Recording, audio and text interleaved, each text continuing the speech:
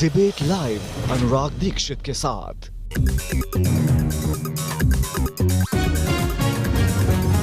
नमस्कार, आप देख रहे हैं डिबेट लाइव। मैं हूं आपके साथ अनुराग दीक्षित। इस सवाल के साथ कि क्या मोदी से हारे तो विपक्ष किसान के सहारे, इस मुद्दे पर बात करने के लिए हमारे साथ एक खास पैनल जुड़ रहा है। हमारे साथ तहसीन पूनावाला साहब जुड़ रहे हैं, जाने माने पॉलिटिकल एनालिस्ट। हमारे साथ कृष्णवीर चौधरी साहब जुड़ रहे हैं, आप अध्यक्ष हैं भारतीय कृषक समाज के। हमारे साथ एक और पॉलिटिकल एनालिस्ट ममता काले जी जुड़ रही हैं। मेरे साथ स्टूडियो में मौजूद है मास्टर शिवराज सिंह जी, आप अध्यक्ष हैं भारतीय किसान यूनियन लोक शक्ति के। आप चारों का बहुत बहुत स्वागत।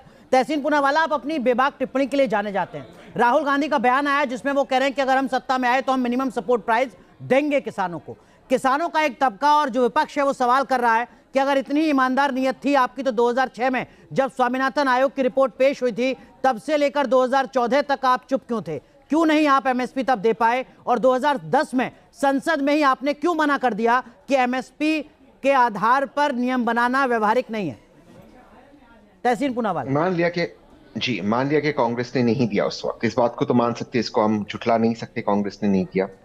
लेकिन कोई भी व्यक्ति, मैं बड़े विनम्रता से कह रहा हूं, कोई भी न्यूज प्रेजेंटर, कोई भी विपक्ष के लोग और जो किसान संगठन भाजपा के साथ है, वो ये नहीं बताते कि माननीय मुख्यमंत्री श्री नरेंद्र मोदी जी जब गुजरात के मुख्यमंत्री थे, आज हमारे वर्तमान प्रधानमंत्री, उन्होंने प्रधानमंत्री मनमोहन सिंह जी को एक पत्र लिखा था और उनकी कमेटी के जो चेयरमैन थे उसमें कहा था कि एमएसपी एक लीगल गारंटी होनी चाहिए। 2010 के बाद की बात है जब इस मांग को ना कर दिया गया था, जिसमें भाजपा भी शामिल थी। मंत्री जी ने कहा था और माननीय प्रधानमंत्री ने अपने चुनाव के रैली में 2014 में कहा था एमएसपी 50% C2 प्लस 50% एमएसपी दिया जाएगा।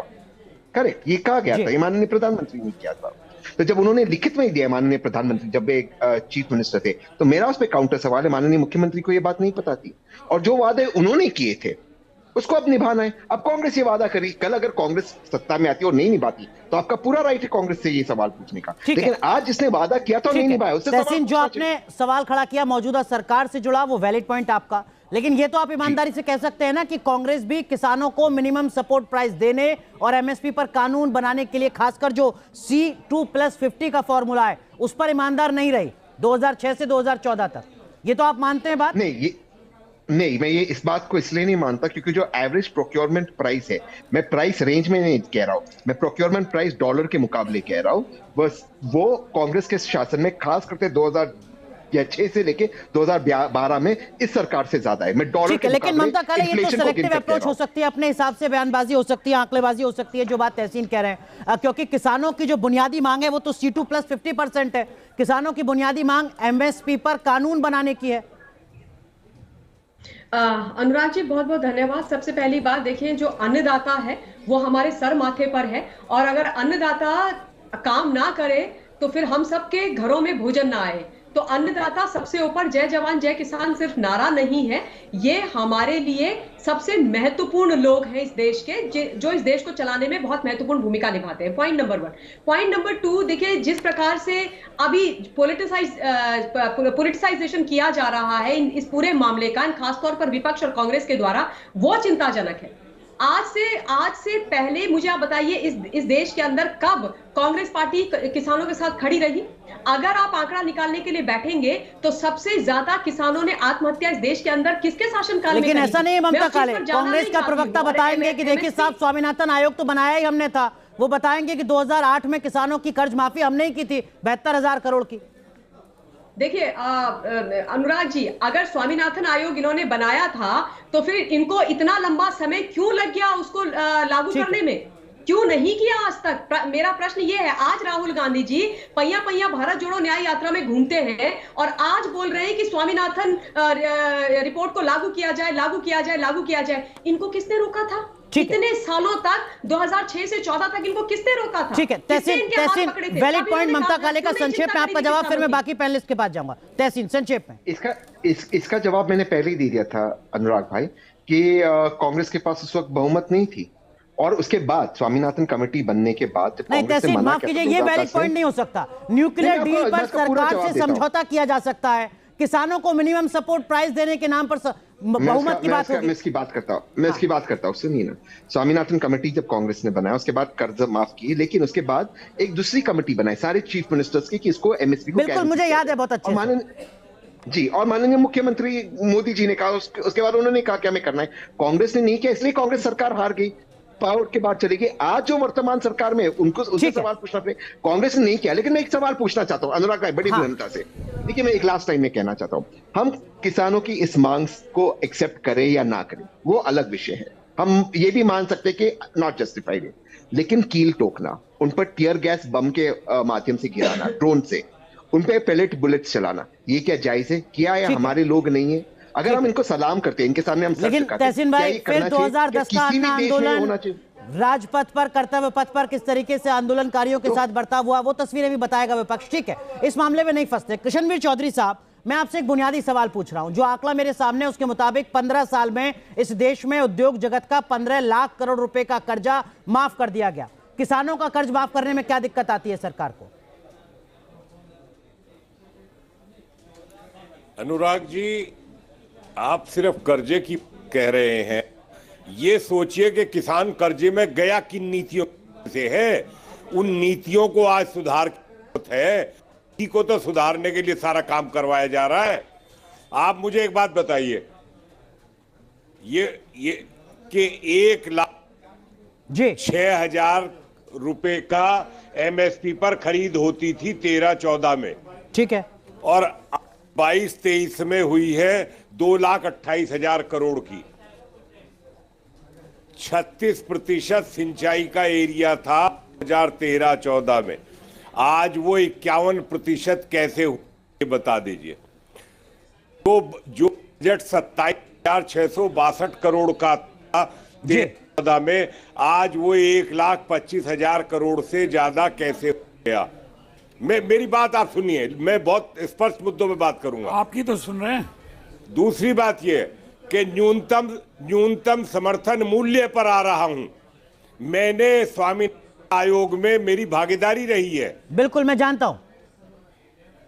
और जब रिपोर्ट दे दी थी, उस मैंने कहा कि इसको लागू करवाइए। उसमें अतुल अंजान भी थे सीपीआई से। तो ये कहना कि आप अल्पमत में थे, नहीं, सरकार बहुमत नहीं, में ये तो लॉजिक ही नहीं हो सकता। न्यूक्लियर डील पर सरकार गिर सकती है, किसानों को एमएसपी देने के नाम पर अल्पमत की बात नहीं हो सकती। ठीक बात है, लेकिन मास्टर शिवराज जी, अब मैं आ रहा हूं। ठीक है, संक्षेप पे कृष्णवीर चौधरी साहब, संक्षेप। एक मिनट बताइए, सुनो, बोलिए। न्यूनतम समर्थन मूल्य सरकार की खरीदी के लिए होता है, बाजार के लिए पहले बाजार को खुलवाने की बात करिए। ये फत हो रही है, बाजार नहीं खोलने दिया।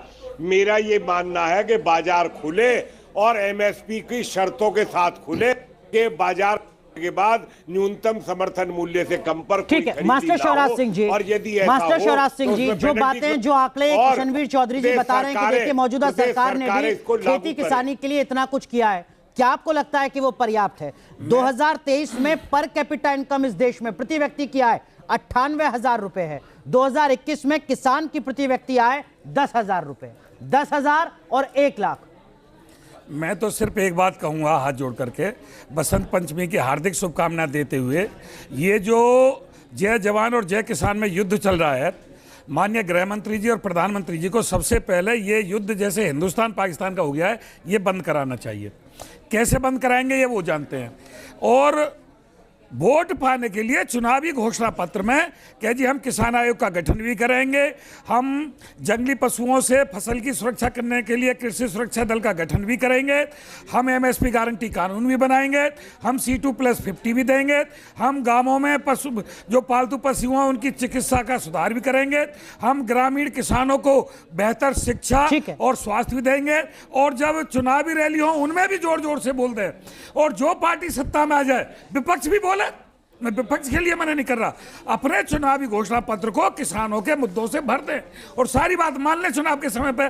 और जो पार्टी सरकार में आ जाए वो फिर सारी बातों को कह दो जी ये हम नहीं कर सकते। और एक विधेयक और नहीं, लेकिन जो बात कृष्णवीर चौधरी साहब बता रहे हैं उस बात से तो आप सहमत होंगे ना? हाँ। लोकसभा में माननीय प्रधानमंत्री जी, क्या कोई भी देश का किसान दिल्ली में आंदोलन करने के लिए आज के बाद नहीं आएगा? यह प्रस्ताव पास करा दे, कानून बना दे कि किसान को दिल्ली में आने का अधिकार नहीं है। अगर आओगे तो आंसू गैस के गोले छोड़े जाएंगे, रबड़ की गोली चलाई जाएगी और आपको कटघरों में बंद किया जाएगा जानवरों की तरह।